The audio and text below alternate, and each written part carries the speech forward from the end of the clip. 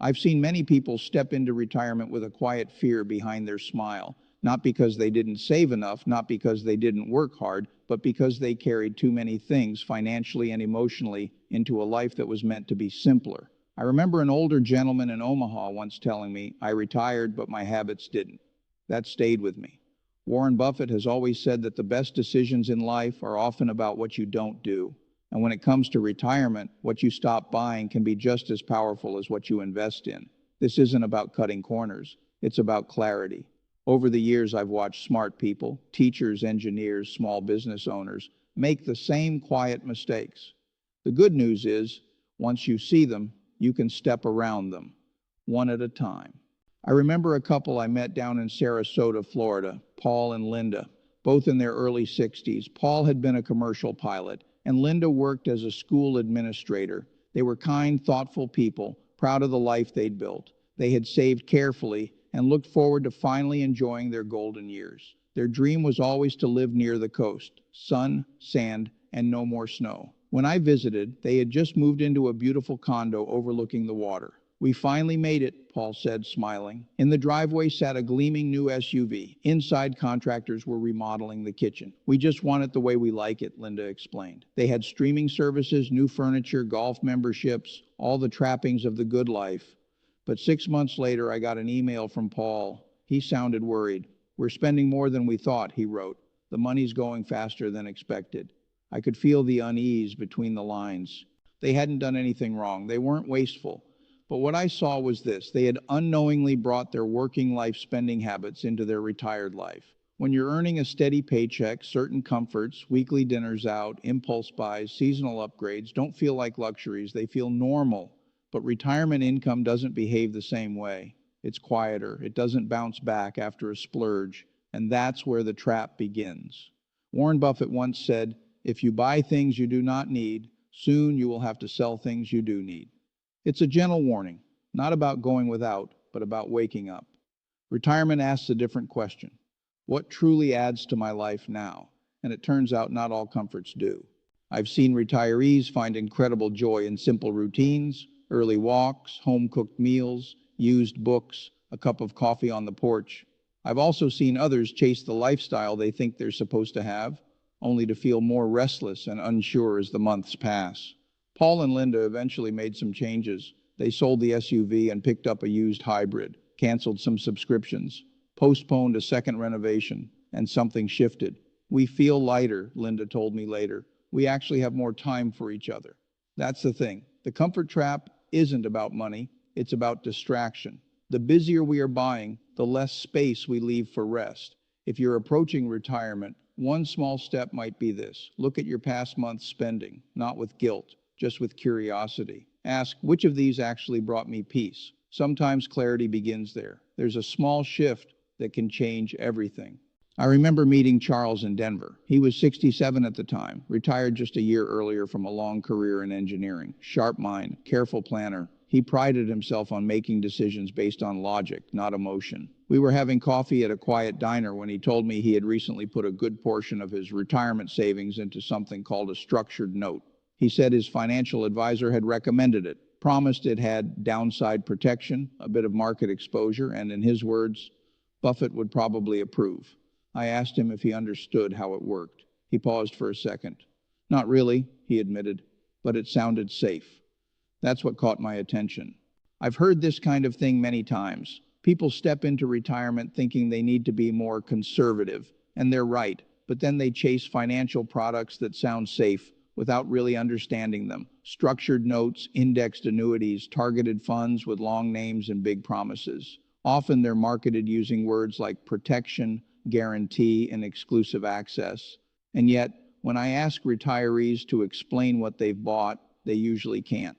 Warren Buffett has always warned against this kind of complexity. He only invests in what he understands deeply. He avoids the noise, no matter how polished it sounds. He once said, "Never invest in a business you cannot understand."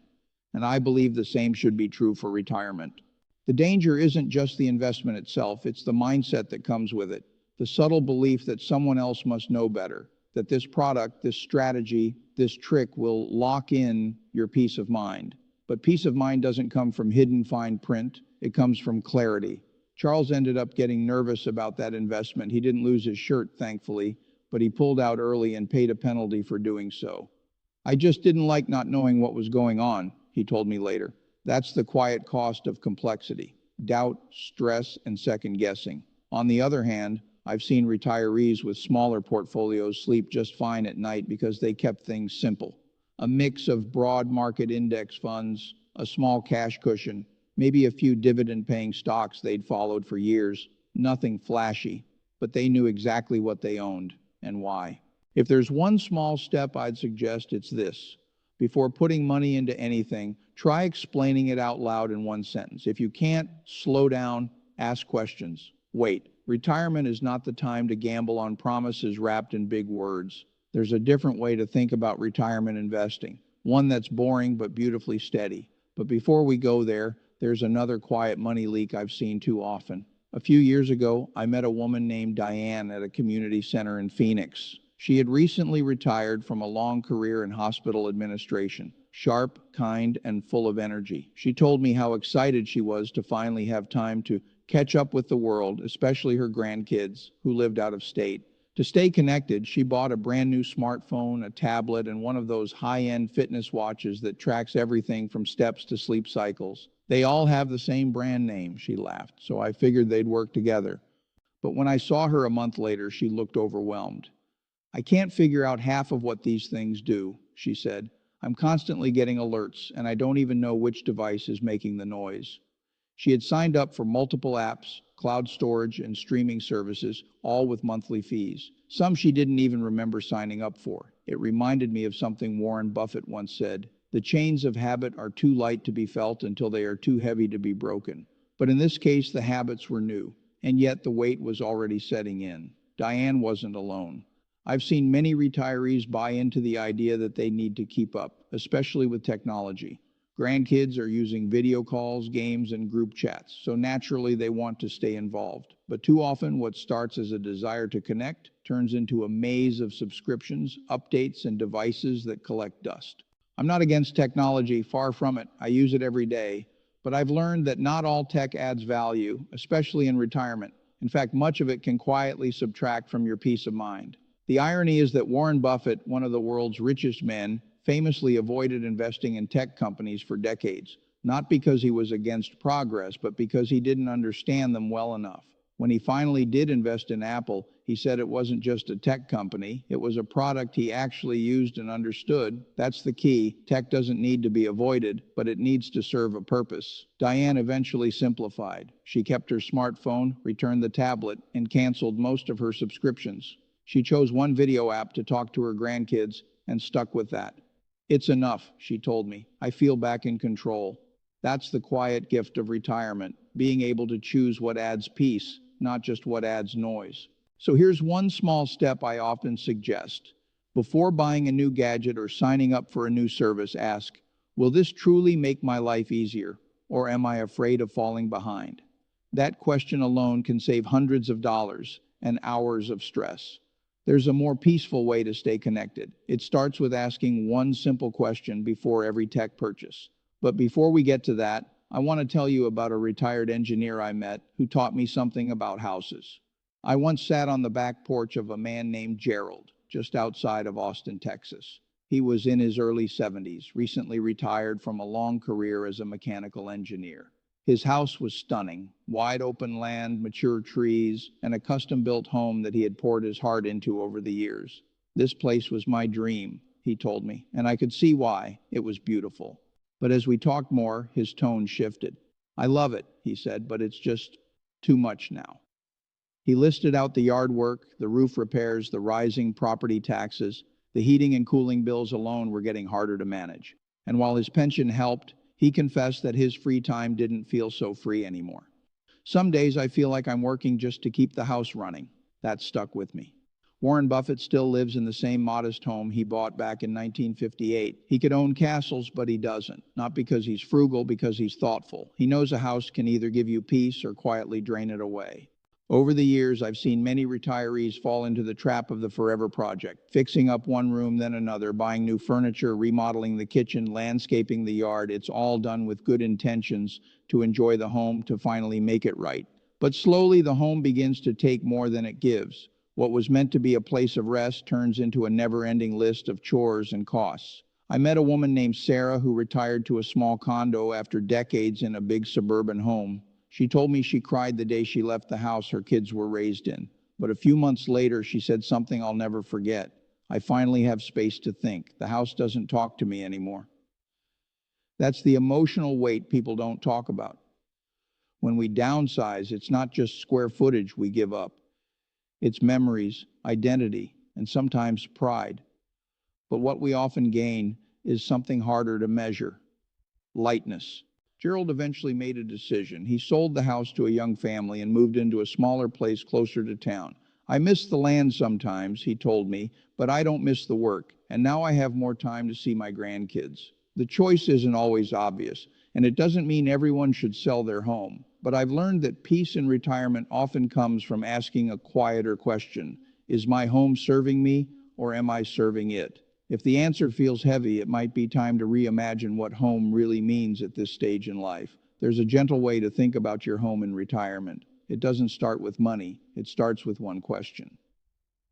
A few winters ago, I spoke with a retired nurse named Marie in Des Moines. She had worked in elder care for nearly 40 years, raised 3 children, and had always been the one others leaned on. When we talked, she was in her early 70s, warm smile, kind eyes, and a weariness that didn't come from age but from worry. She told me about her daughter Rachel, a single mom working 2 jobs and trying to stay afloat. She's doing her best, Marie said softly, but every time she hits a rough patch, I feel like I have to step in. Over the past 2 years, Marie had helped Rachel with car payments, daycare bills, and groceries, sometimes even covering rent when things got tight. I just can't watch her struggle, she said. That's not who I am. I understood that feeling. I've seen it again and again. Retirees giving to adult children, not from excess, but from a deep sense of responsibility. It often starts with one small gift, then another, and before long, the monthly budget has a quiet leak that never fully closes. Warren Buffett talks often about giving. He's pledged to give away nearly all of his wealth, but he also says something most people miss: give from your surplus, never from your core. And retirement is your core. It's not selfish to protect it. In fact, it's responsible. Marie's Social Security was modest. Her savings were enough to live on if she stayed within her means. But as the months went on, her balance slowly fell. She didn't tell Rachel. I don't want her to feel guilty, she said. But the truth was, she felt guilty for saying no. What I've seen is that guilt often masks fear of being seen as uncaring, fear of losing connection, or simply fear of change. But generosity built on guilt doesn't serve anyone in the long run. Eventually, Marie and I talked through her monthly numbers. We looked at how much she could give without compromising her own needs. Then I asked her one question: what would you want Rachel to do if the roles were reversed? She paused. Then her eyes welled up. I'd want her to take care of herself, she said. That became her anchor. She started setting small limits, offering help when it made sense, but also sharing her boundaries with love and honesty. It wasn't easy at first, but over time, Rachel began to understand. Their relationship didn't fall apart, it deepened. I've learned that giving is most meaningful when it comes from wholeness, not worry. If you're retired or approaching retirement, here's one small step. Before giving financial help to someone you love, ask yourself if it brings you peace or pressure. The answer is usually clear if we're quiet enough to hear it. Retirement should be a season of peace, not quiet financial anxiety masked as love. I gently asked the nurse one question that shifted everything for her. And I'll share that same question with you before we close. What would you want them to do if they were in your shoes?